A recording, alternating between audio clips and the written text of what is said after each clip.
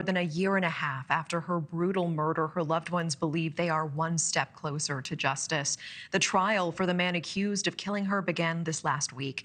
And while the prosecution described the crime as a, quote, mother's worst nightmare, Rachel's mother sat in that courtroom holding back tears. Disturbing details also coming to light this week. Prosecutors saying that volunteers followed a 150-foot trail of blood to find her body. Morin's alleged killer, Victor Antonio Martinez Hernandez, began his suspected crime spree in his native country of El Salvador, where he's accused of murdering a woman in December of 2022. In early 2023, he crossed the U.S. southern border 3 times, but was expelled each time by Border Patrol. He finally succeeded on his 4th attempt. After that, he traveled to Los Angeles, where he's linked to the assault of a woman and a 9-year-old girl, before making his way to Maryland and allegedly taking Rachel Morin's life. Earlier this year, Rachel's mother came on NewsNation Prime and disclosed a haunting parallel between her and her daughter. I would never have imagined being where I am today. When I was 14, I was kidnapped by a criminally insane man. He came into my house, took me. We walked for 60 miles over a 3-day period. Didn't eat, didn't sleep, was raped at night. We were heading towards the Canadian border when a police officer drove by on this back road and saw me. They weren't expecting to find me alive. So when I got the story, or not the story, but the information that Rachel was missing and that they had found her body, it really tore me apart, because a part of me could understand some of what she suffered, because I had suffered the same thing. I want to bring in Randolph Rice now, the attorney and spokesperson for Rachel Morin's family. Randolph, appreciate you making the time again, and let's get into this. The trial now underway. How is the Morin family doing, particularly her mother, who I understand had a very rough day on Friday during the opening statements?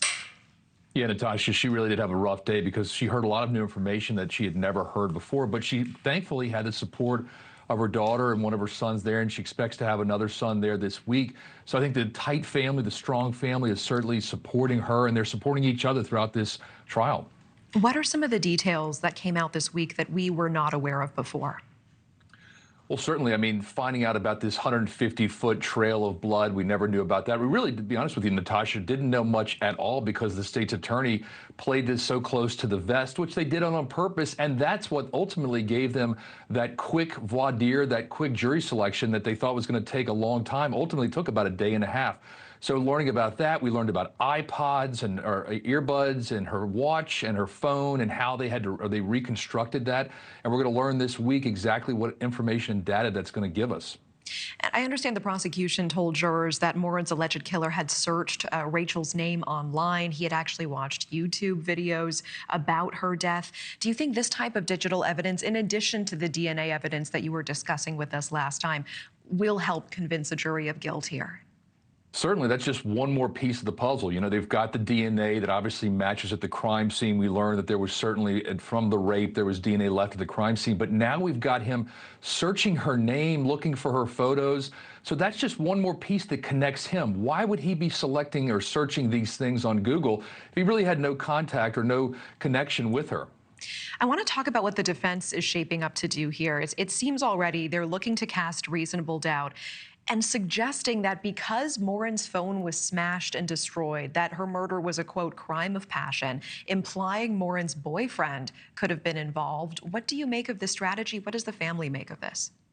Well, I think that the defense really doesn't have much to work with, so they're trying to grasp at any straw they have, and that was just one of the 3 prongs. One of which was the, what motive did this suspect have? What connection did he have with her? And the third being is that there was no DNA left behind from the boyfriend who she'd been with earlier that day. So this seems to be that attempt to say that there was some other suitor, some other jilted lover that was out there, but it seems to be falling flat. Even in the first day of questioning, they really couldn't connect the dots with the witnesses that took the stand. Thanks for watching. Go to joinnn.com to find NewsNation on your screen. And don't forget to click the red subscribe button below to get more of NewsNation's fact-driven, unbiased coverage.